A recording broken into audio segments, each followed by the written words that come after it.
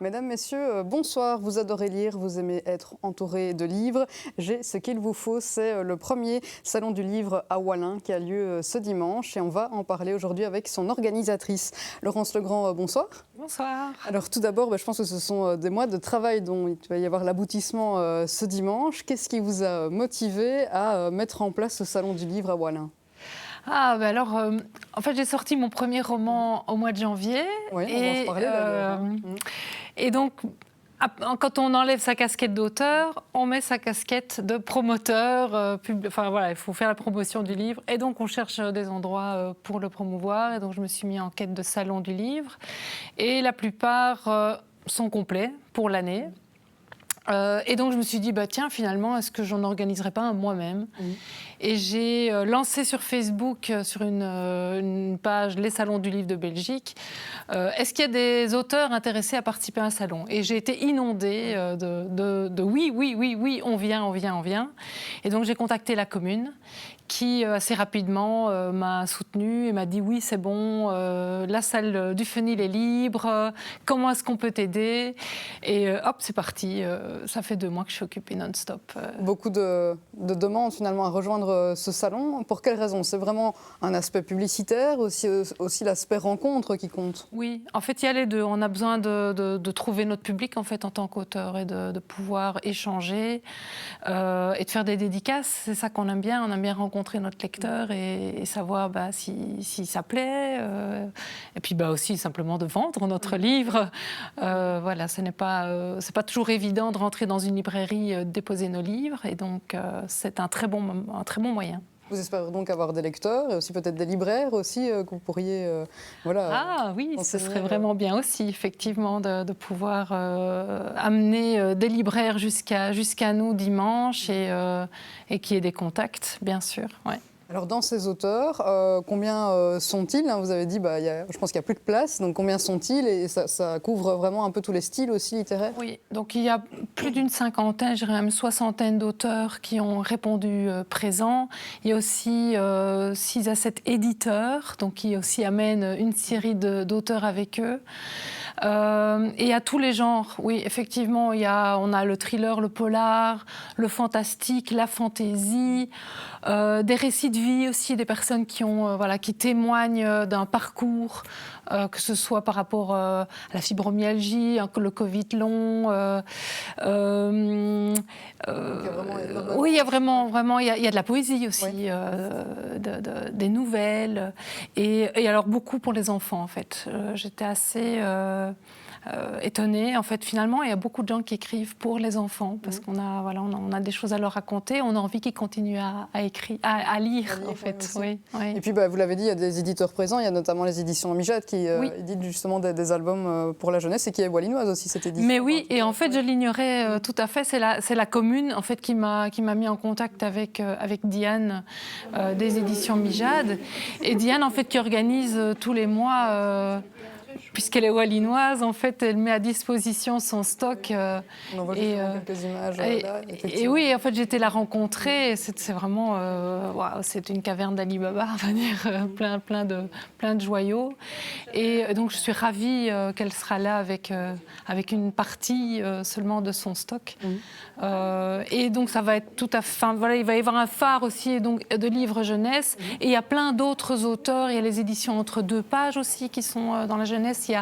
Il y a l'équipe de Coucou Beu aussi qui sera présente. Je ne peux pas tous les citer, malheureusement. Il y en a vraiment beaucoup. Mais... Et ce sont des auteurs de la région aussi. On a vu les éditions Mijade wallinoises. Est-ce que ce sont des auteurs vraiment de la région qui viennent de plus loin ? Alors, c'est vraiment la région wallonne. Sur Liège, Mons, Charleroi, Namur. Il y a des Bruxellois. Il y a quelques Français aussi qui nous rejoignent. Je n'ai pas... C'est vrai que j'avais cet élan de pouvoir dire oui. Il y en a quand même certains qui sont retrouvés en liste d'attente. Il y en a 2-3 qui ont pu monter dans le train. Et en fait, j'ai déjà une liste pour 2024 de gens qui attendent l'édition prochaine. Vous n'aurez pas le choix. Maintenant, vous êtes lancé dans l'engrenage. Vous avez mis le doigt dans l'engrenage. Donc, c'est parti. Oui. Il y a la lecture et il y a aussi les jeux, aussi, avec une entreprise aussi wallinoise. Ah oui, il y a la société Art of Games qui vient, qui crée ses propres jeux et qui a a des jeux en fait autour de l'orthographe, la conjugaison, et qui va venir aussi animer, donc un petit peu, voilà, qui va proposer, parce que voilà, écrire, lire, ça ne se fait pas sans bien connaître le français. Tout à fait. Et l'écriture, justement, il y a des ateliers que vous proposez aussi avec les auteurs tout au long de la journée. Oui, j'ai voulu proposer aussi des moments de lecture, d'écriture. Et en fait, ce que je pense que, et notamment avec le Covid, et moi c'est mon cas, c'est eu l'envie d'écrire, de déposer des histoires. Et en fait, dans mes contacts, je me rends compte que beaucoup de gens en fait aiment écrire, le font pour eux-mêmes, pas toujours, pas nécessairement dans une idée de publication, mais écrire, c'est le pendant de la lecture. Et donc, effectivement, ça peut être un peu un processus cathartique aussi, de se dire maintenant je mets sur papier. Oui. Oui, absolument. Moi, ça a été mon cas avant ce premier roman. Justement, parce qu'on en parle de ce premier roman, donc c'est Emporté par les flots.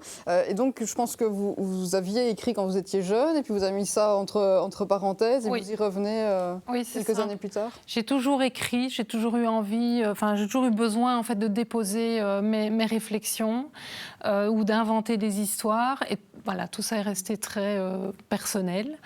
Et puis pendant le Covid, en fait, j'ai mon premier cheveu blanc qui est apparu et ça m'a questionnée. Je me suis dit mais c'est quoi ce cheveu blanc? Et je crois à la symbolique en fait des maladies, des corps, des petits bobos qu'on a. Et donc je me suis mis en quête. Et donc voilà, j'ai eu ce premier écrit que j'ai fait le livre. Celui-là, il reste quand même encore assez personnel, mais ça m'a mis le pied à l'étrier de l'écriture. Ou il est resté il est publié, mais il n'est plus disponible pour le moment. J'y retravaillerai probablement un jour sous une autre forme, parce qu'il y a une demande en fait par rapport à ce cheveu blanc, je me rends compte.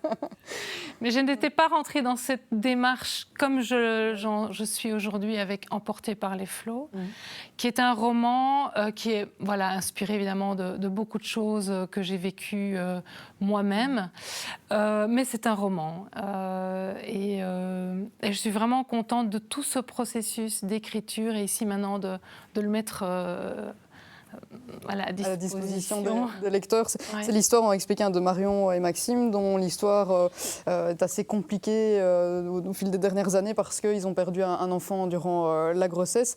Et on voit vraiment toute l'histoire familiale qui, quelque part, se répète. C'est le lien entre les générations qu'on ressent aussi dans ce livre, des histoires que parfois on ignore mais qu'on ressent au fond de soi-même. Oui, je crois beaucoup au fait que ce qui nous arrive n'est pas dû au hasard, en fait. Oui, parce que le hasard, c'est vrai qu'au début du livre, on a l'impression qu'il y en a beaucoup, vraiment beaucoup. Oui. Mais pour vous, ça n'existe pas. Non, je crois beaucoup aux synchronicités et au fait que la vie nous... on répète en fait des scénarios dont on n'a pas conscience. On vit des événements dans notre vie qui sont parfois vraiment dramatiques. Et j'ai toujours dans ma vie cherché en fait le sens de chaque événement, avec plus ou moins de recherche en fonction de la gravité, on va dire.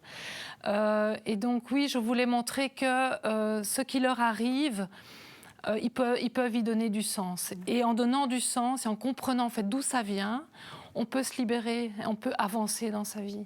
Donc un moment, un drame peut nous arrêter, mais en fait il y a quelque chose qui va faire qu'on va se remettre en route. L'histoire, vous l'aviez déjà... Vous aviez toute l'histoire ou comment concevez-vous finalement quand vous écrivez? Est-ce que c'est un peu instinctif? Est-ce que c'est facile? Est-ce que quelle est un peu il y a une idée de départ. Il y a quelque chose. Il y a une sorte de fil rouge qui est là. Et c'est vrai que pour ce livre-ci, je l'ai construit un peu au fil de mes propres découvertes ou de mes propres blocages. Pour le moment de me dire tiens, et là maintenant qu'est-ce que je fais? Et en fait, ça s'est dénoué au fur et à mesure de l'écriture. C'est un livre aussi qui vous a fait du bien de l'écrire Oui, beaucoup. Rien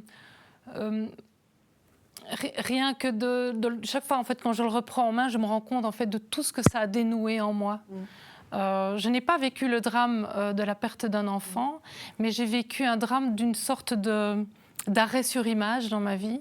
Et l'image qui m'est venue, c'est comme si, en fait, à un moment donné, j'avais lancé une pièce en l'air Et la vie, c'est à double face. C'est la vie, la mort. Hein, et elle peut retomber. Et en fait, c'est comme si j'étais restée en l'air pendant 35 ans. Et là, maintenant, en fait, la pièce est retombée et je me rends compte que c'est la vie que j'ai choisie. L'écriture qui fait vraiment du bien, l'importance de l'écriture. Vous faites aussi, enfin, vous aidez d'autres personnes à écrire aussi, vous les accompagnez ?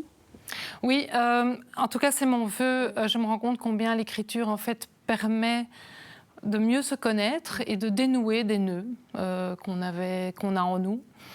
Et donc oui, mon vœu, c'est de pouvoir effectivement aider les personnes aussi à se déposer, et que ce soit par un récit personnel ou par un roman. Et est-ce que finalement tout le monde sait écrire ? Ou finalement l'essentiel c'est de pouvoir écrire et écrire pour soi, et puis après si voilà, on a plus... Ouais, ça dépend de chacun en fait. Moi je crois que oui, on peut tous écrire. Maintenant, est-ce qu'on devient tous des écrivains célèbres ? Ça c'est une autre histoire. Et je pense... Chacun a son chemin par rapport à l'écriture, par rapport à la lecture. C'est le premier pas qui compte, et puis on fait le deuxième, le troisième, et puis on voit où ça nous mène. Et ça peut nous mener à un salon du livre, voilà, par exemple. Oui, c'est ça en fait. Dimanche. Oui. On va rappeler peut-être les horaires, on ne les a pas donnés. Donc on ouvre à 10h, c'est jusqu'à 17h, et alors de manière très pratique, il y aura moyen de manger, de boire, donc il y a le bar est ouvert, il y a un food truck. Et donc les ateliers, on peut s'inscrire à l'avance sur Eventbrite si on veut s'assurer d'une place. Et sinon, voilà, la synchronicité fera qu'il y a de la place. Ça se mettra bien. Oui, je pense, oui. Voilà, pour un premier événement, on peut déjà annoncer celui de 2024, si j'ai bien compris ce qu'on a dit tout à l'heure. Très vraisemblablement, oui. C'est reparti pour organiser ce salon. Oui, certainement. Bien, parfait. Mais donc, rendez-vous à la salle du Fenil dimanche de 10 à 17h. L'entrée est gratuite, je ne sais plus si on l'a dit. L'entrée est gratuite. Je vais renseigner votre site internet aussi, comme ça, voilà, on pourra avoir plus d'infos sur vous, sur l'événement aussi, sur le salon du livre. Donc, c'est www.laurence-legrand-auteur.com. Ça s'affiche en bas de votre écran.